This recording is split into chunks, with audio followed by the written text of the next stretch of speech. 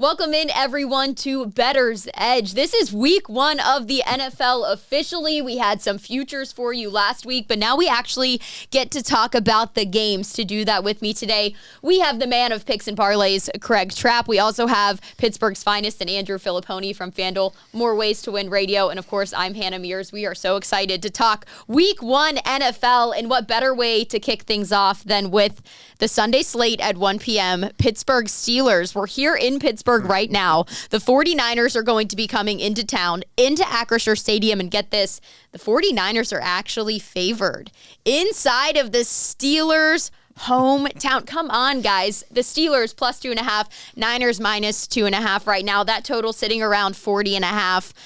I know where I'm going to go with this one, but I'm going to let Pony, the man of Pittsburgh, start this one off for us because I think he needs to tell us all about Kenny Pickett and what these Steelers are going to do. He's going to have a massive year. I think the Steelers right now are getting the 49ers at the exact perfect time. So I'm going to take Pittsburgh, not with the points. I'm going to play the money line at plus 120 for them to win the game outright. We have a history to go by here. Last year, the Steelers went to Cincinnati and won. The year before that, they went to Buffalo and won. They treated these preseason games like they were playoff games. So this team has all their starters ready to go. They're in full swing. No holdouts, no injuries. And then you switch it to San Francisco. Purdy's elbow.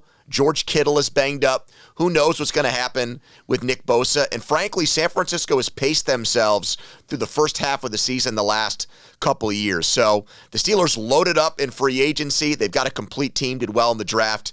And Pickett and Pickens are going to shine in this game. Steelers outright in week 1 over the 49ers, the NFC runner-up.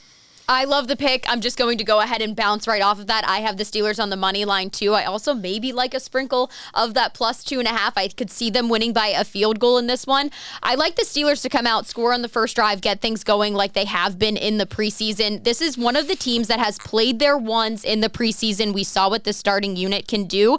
And Omar Khan has been so aggressive. He has not stopped in adding talent and depth to this team. There's a ton of veteran presence out here. I think that the Steelers are going to be a really hard team to beat week 1. I know a lot of people looked at this slate early on saying the 49ers week 1, that spells trouble for the Steelers, but I think this team looks revamped, revived, refreshed under Kenny Pickett.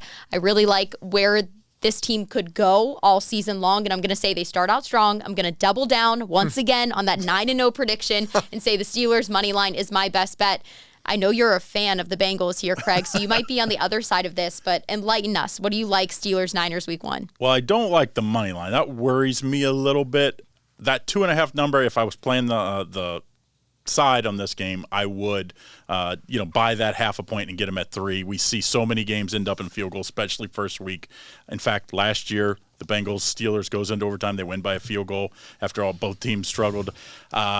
So I think you take, you buy the half a point if you're going to play that. But I think the best play in this game is you play the over 20.5 in the first half.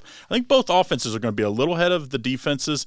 And I think this Steelers offense, passing offense, is going to put up some nice long plays, which for a Steelers fan like yourself, I think that spells positivity when last year we didn't get that until the last few games. So let's take the over 20.5 in the first half. To the guys on the other side of the state, we're going to look at the Eagles, who are heading into Patriots territory. The Eagles are the favorite, minus 3.5, and this one is where that spread is sitting at. I think we've seen this line move a little bit, but that's the one we're going to go with for the sake of this argument today. Total at 45 is where I think that one's at. When you're looking at this game, what do you like, Craig? I like the under in this game, and I do see some 45.5s out there, so do shop this around. Totals, aside, anything's always important. You shop the lines around. We see how tight these lines are at the end of the game. But I like the under in this game because I think this – we heard all year long how you're going to improve the Patriots offense. Well, we didn't see it in the preseason. I'm just not a big Mac Jones guy. I don't think they're going to fix it even in this season. So I think the under. I think Philly, their pass rush – dominated last year, and I know the depth isn't great, but I do like the under in this one, as I do think Philly's pass rush is too much for New England in this one.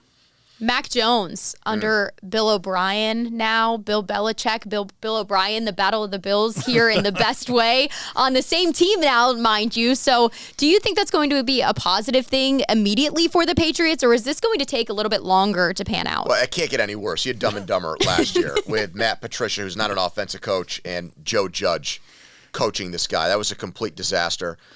Craig, reverse line movement in this game. This is something that, before I make my pick, this is something that people always talk about in our space, where seemingly all of the picks and predictions are all in on Philadelphia, and yet the line's not going up, it's coming down.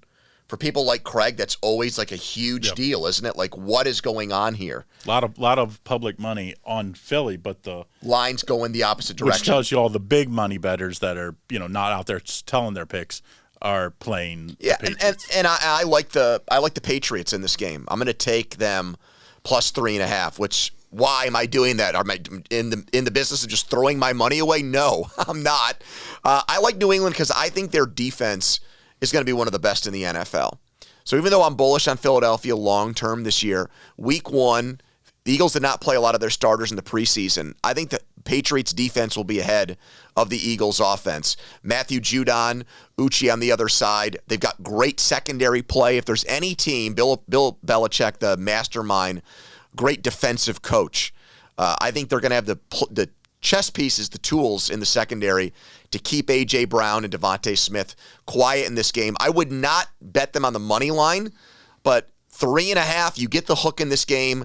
I think it's going to be low-scoring, hard-fought type of football game. Tom Brady's going to be there at halftime. That'll get the juices going in New England. New England will be sneaky competitive in this game, so I'm taking them with the points. I'm going to contradict you here a little bit in this one, just for the fun of it, but also because of what I think will happen, what we've seen from the Sirianni-led team with the Eagles the past 2 seasons in Week 1. They've scored a lot of points, 32 and 38 in those season openers. The Eagles have a lot of momentum from last year, and they're coming in with a very good foundation on this team. Defensively, when you look at the stars, Nakobe Dean, Darius Slay, Jordan Davis, Jalen Carter, the list goes on. They have enough to contain Mac Jones and the Patriots, and not just contain them, but get their offense back on the field enough. And that's why I like the Eagles team total over 24.5 in this one. I really could see this team clicking. Sometimes they come out in full swing. They're playing fast, but they know how to finish games as well. So I'm going to say this one's going to be a little higher scoring, and especially I feel comfortable about that on the Eagles side. 24.5 after that doesn't even seem like that high of a number for team like the Eagles that can put up points. So that's why I like it. Even if they only score, let's say 27, you're still crushing that a little bit. So I'm going to say Eagles team total over 24.5. Ode to Belichick, and she points out the first game last year. Craig, it was against that Lions defense, which you're so high on. That Lions defense, which gives up points. They're still scoring. Hemorrhage points. So there's a big difference between Detroit and New England Week 1 defensively. Plus, if this is one of those correlated, if you can play a same game parlay, if your book allows it, that if you like New England, you probably should love the under. And if you like Philly, maybe you like the over because it could get out of hand. Agreed. If Philly scores 35, I mean, it's probably going over. Yeah. Well, another game that we're going to be looking at and focusing probably a little bit on the quarterbacks here, the Packers and the Bears. I know, Pony, that you're high on Justin Fields, and the Bears are coming into this one. It's a little bit of a pick. I'm Bears favored -1.5, the total 43.5. Do you like the Bears in this one, though, Pony? I mean, the Packers are showing a lot of promise under some new quarterback this year. First of all, I would not want to be on the Green Bay side now for this reason. You're not getting a good price anymore.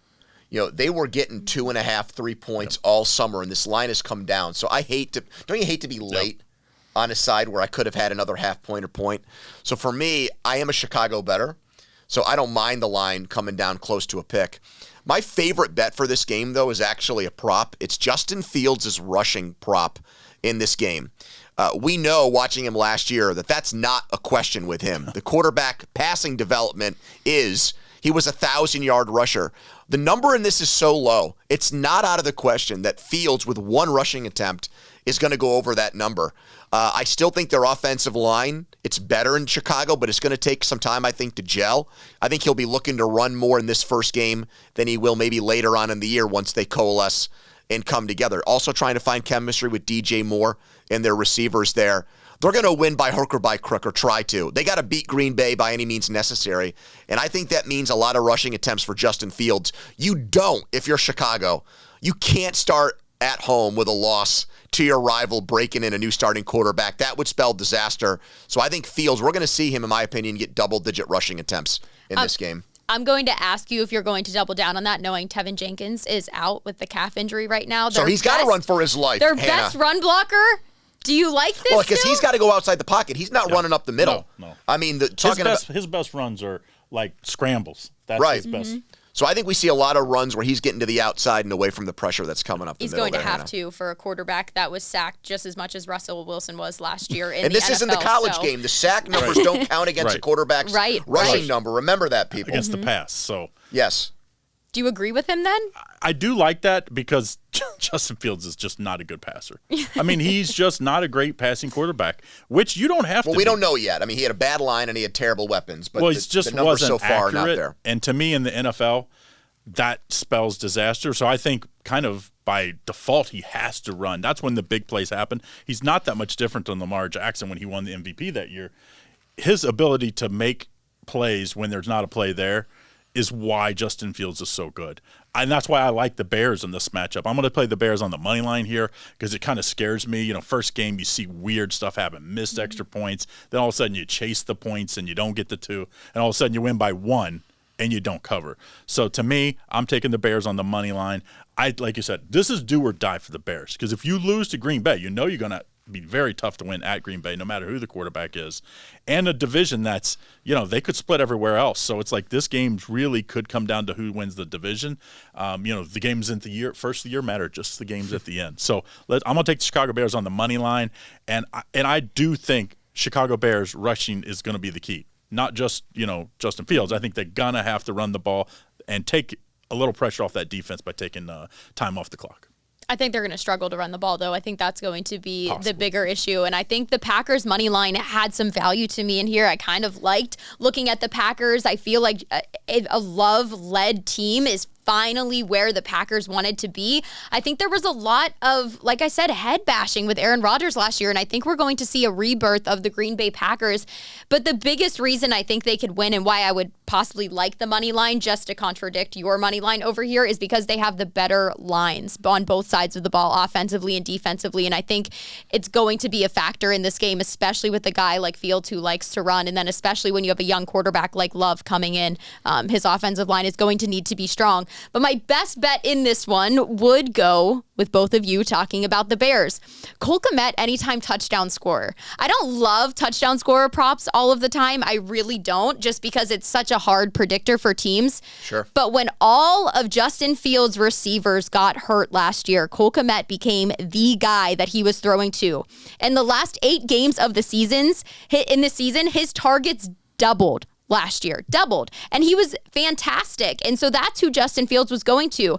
And the Bears even came out and said that in preseason, they focused a lot on the red zone package with their tight ends and those big body guys. So if it comes down to it and Justin Fields scrambles his entire way down the field, they're in the red zone, he's looking for a guy, he's going to look for Cole Kmet. I think he feels comfortable with him after all of those reps they had last year. He's going to trust him in the end zone.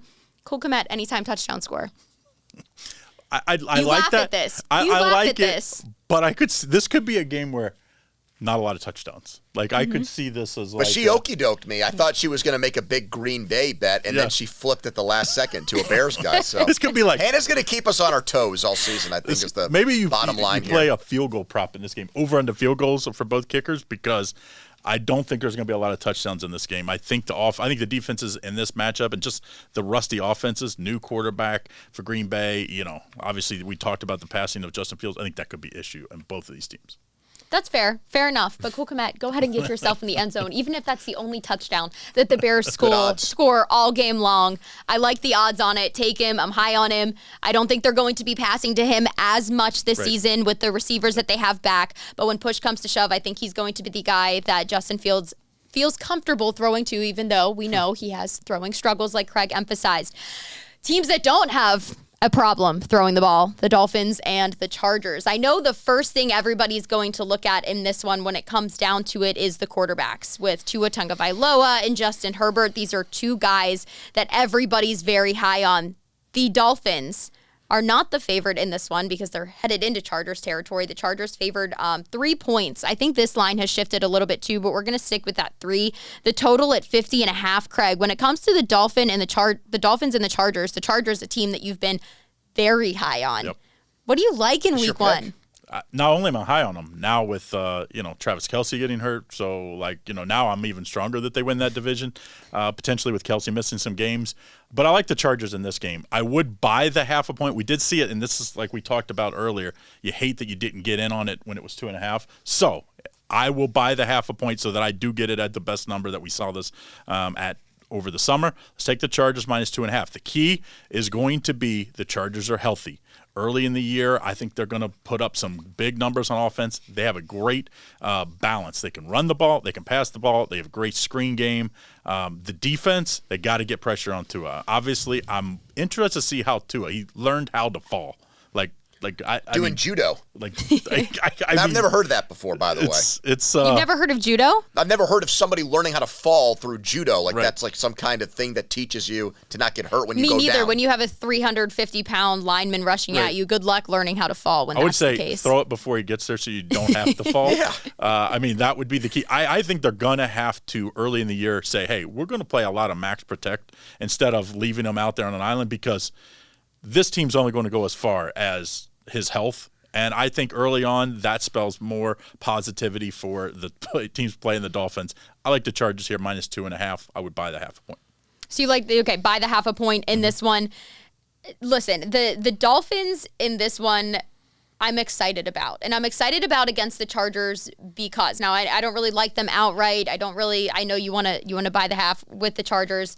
I have a pick that I like with the Dolphins, and I'm going to preface it by saying the Dolphins' run game is going to be something that could shine in this one. They have 3 now great backs that they can rely on to complement Tyreek Hill and Jalen Waddle to take some pressure, though, off of Tua. If we're talking about getting the ball out of Tua's hands quickly, maybe don't let him sit back in the pocket and wait for that pass rush to come to him. Maybe hand the ball off. And the Chargers were great protecting against the pass last year, not so great protecting against the run. I think the Dolphins see that, and they might surprise everybody here with this run game. Now, to also emphasize that, the Dolphins handing the ball off, and they're going to surprise everybody, getting the ball down the field, get the ball down the field, plug away at some of those, let your running backs plug away and eat some of that yardage, and then pass the ball 50 yards down the field to Tyreek Hill. I think it could be a great game plan for them. I actually like the Dolphins in this one, but I like the Dolphins win margin between 1 and 6. You can get that at plus 330 right now. There's some great value in that. This could be, if this comes down to a 1-point game, I'm going to say the Dolphins actually have the more dynamic players in this one. Coming out game 1, Tua is healthy, so you don't have to worry about that too much in week 1 at least. I'm going to take the Dolphins win margin 1-6. Pony? Hannah, she plays the inside of the roulette wheel. She plays numbers. She's not playing black or red here. She's trying to get... She's going big. She's throwing darts. I like that. I'm... Generally speaking, I like both teams, and we haven't seen them play yet, so this is a hard one for me. Because I think there's strong arguments for Dolphins plus 3. I think there's really good arguments for Chargers minus 3. When they played last year... LA shut down. That was Tua coming up after the concussion. It was not the same quarterback. So I'm not going to play a spread pick in this game. I'm not going to play a side. I'm going to play Hannah's favorite bet, the anytime touchdown score in this game. I like Quentin Johnson for the Chargers, and here's why. Almost 4-1 priced. All we've heard about with Kellen Moore as the offensive coordinator is that now that he's there's going to be a push to get the ball downfield. They want Justin Herbert to not dink and dunk like he's Andy Dalton. They want the ball downfield. That's going to be one of the keys to their offense this year. And that's why they drafted Johnson in the first round. He is a bigger receiver, but he is a downfield threat. Think very poor man's Randy Moss, and I think they're going to get him opportunities. Remember, Jalen Ramsey is out for this game, so Miami's secondary is already a little bit in shambles. Almost 4-1 on a new toy for Justin Herbert. Quentin Johnson from TCU was great last year in college. Unbelievable. And I think he's going to be a sleeper for fantasy football players, but especially in this game under the radar. Well, and Justin Herbert, probably I think throws the best deep ball in the game. That's what made their offensive coordinator last year such a dummy. Yeah. I didn't get it. Everything was a check down. I know the receivers were hurt, but come on, unleash Justin Herbert. I think it starts against the Dolphins in week 1. I think he's going to have to unleash Justin Herbert. This is a guy that everyone's so high on. And when you saw what he did in those first couple of games before getting hurt, it's a no-brainer to watch him air the ball out, especially against a guy like Tua. I'm excited to see the passing yard totals after this game. I really am. I know I'm high on the Dolphins' run game as well, but because of the dynamic receivers both teams have, they're not just throwing, 15-yard passes. They're able to air the ball out to a guy like Tyreek Hill on a 45-yard route. So I'm excited to see that. Lucky not in Miami this week because of the heat. So we won't see guys cramping up, but I think all the defensive backs in this game, they're going to be worn out. And just a quick bonus bet, I like in a game like this, I like live betting the team that gets down early. Because like you said, quick strike offenses, you can get down 10 points in this game, and it's not a big deal with either one of these quarterbacks or offenses. So if you favored L.A., but they get down early, don't be afraid a quarter in jump to back take in. them again. Double down. So follow Pony's Twitter after this show because he's going to be live betting this game for us and what he thinks depending on who goes down early. Guys, I was at Penn State this past weekend. It was like a whiteout week 1. It was absolutely insane for that helmet stripe game. The 4th largest attendance ever inside of Beaver Stadium. The press box was shaking a minute into the game. It was absolutely insane. But 2 guys who were on the sidelines, Micah Parsons and Saquon Barkley, were both in attendance. Saquon Barkley was reliving his glory days, saying, I can still remember certain times I'm in the end zone and there's nothing like it here in Beaver Stadium. Micah Parsons, he's banging the drum for NBC. These two were almost like the entire show on the sidelines. And they're going to be 2 of the biggest focuses coming into Cowboys and Giants week 1. And oh my gosh, am I a fan of this game. 1, because I think the Cowboys and Mike McCarthy and Dak Prescott have a lot to prove. But then when you look at the other side and look at Brian Dable and Daniel Jones, they sort of feel really good about each other, and they're just looking to take the next step up. They have a little less pressure with the combination of who they are. But Saquon Barkley and Micah Parsons, 2 of the most electric personalities in the NFL. All of the young people like to follow them. They're both sure to make a splash in this game. But when you look at the overall of Cowboys-Giants, I know Cowboys -3.5 in this one. What one do you like better, Craig? This game is always good game. It doesn't matter what the records are. This rivalry, it's like, they're not close. It's not like, Jets-Giants where they're, sharing the stadium and you play. They're not close, but these fans hate each other. The teams don't really like each other, and both of these teams are really good last year. I think you take the Giants plus the 3.5, I guess it is now. I just don't see how the Cowboys, they lose their offensive coordinator. McCarthy's going to be calling the plays. I don't think that's a positive, in my opinion. I don't think Mike McCarthy's a great coach. I don't think he's a great offensive coordinator. I think he had one of the best quarterbacks of our generation, maybe the best quarterback maybe possibly ever, and they won a Super Bowl, so he's given a lot of that credit. To me, I think the Giants are the better coach team. I think they have the more consistent, deeper defense. Yes, they're not as explosive on offense, but Saquon Barkley, he could have held out.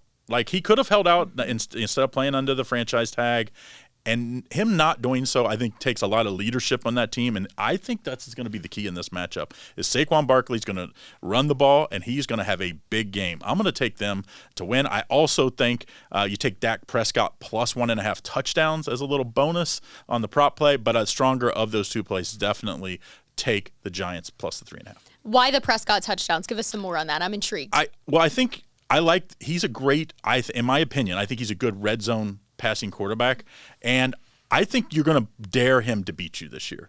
I think you're going to say, hey, we're not going to let the run game beat us, and I think he's going to have a lot of opportunities to throw the ball deep to CeeDee Lamb, and then, I like him in the red zone passing the ball. I think this is a little higher scoring game, too, than people think. They kind of think this is going to be a defensive battle. I think, Saquon Barkley might go for a couple long runs, and CeeDee Lamb is elite. He can take a 5-yard slant and take it to the house anytime, and that always helps because that's like a kind of a free touchdown. Yeah, there's a lot of game-changing players in this matchup. Guys that can take the game from one complete zone to the next in the matter of one snap. So I completely agree with that. CeeDee Lamb, Saquon Barkley are those guys for sure. And Pollard can take a screen to the house. I love that they got away from Zeke. I thought he was, Pollard was clearly the better running back, and I think he's going to have a big year. I think we talked about that last week, and I think he could have a screenplay for a touchdown, and those are just extended run attempts basically that you get a free maybe touchdown for. One thing to keep track of, by the way, bet the over on Hannah Mears' Penn State references on the show this year. We have our first one that will not be the last. I think she's obligated to get one in per show. How could you not, with the two most dynamic players in this game coming from the school and just spending time with them on the sidelines? I saw it on Twitter. She was interviewing the star new quarterback there. Drew Aller. New shiny toy they Humble have. brag to say she was hanging out with Micah Parsons and Saquon Barkley. I get it. Hey, Pony, are you jealous? Is there jealousy? A little bit? This is not my official pick, but when the receiving prop number comes out on Pollard, I would hammer that for this game because the Giants' defense, Wink Martindale, is an all-out blitz, send the kitchen sink at people, and I guarantee you they will hit at least a couple of screens in this game with Pollard where it's a big gainer. Here comes 6 guys. They dump it off to him, and he goes like 30 yards on a play. So I like him on a receiving prop, not rushing prop in this game. I'm going to play the Cowboys minus 3.5 and even lay the hook in this game. I think it's a bad schematic matchup for the Giants, and here's what I mean. They're going to blitz a lot, and that means they're going to leave their corners on islands against CeeDee Lamb and Brandon Cooks, and I don't like Adoree Jackson and the guys behind him in the Giants secondary. Dak Prescott, the offensive line, is going to stabilize with guys getting healthy to start this year, and I think if he gets any time against that pass rush between Lamb and Cooks, he's going to Gallup. I think that they're going to make hay against the Giants secondary. I'm not a Giants believer in year 2 here of Dable. I think he's an extraordinary coach, but the personnel I just don't think lines up. They overachieved, in my opinion, last year. I think the Cowboys are favored in New York for a reason. The odds makers think there's actually a big talent gap between these two teams. And the other thing that scares me, Craig, and we'll probably hit on this during shows this year, it's a public underdog. You don't see a lot of that. People love to bet favorites. They love to bet the team that's favored. They react to what happened last week or the offseason.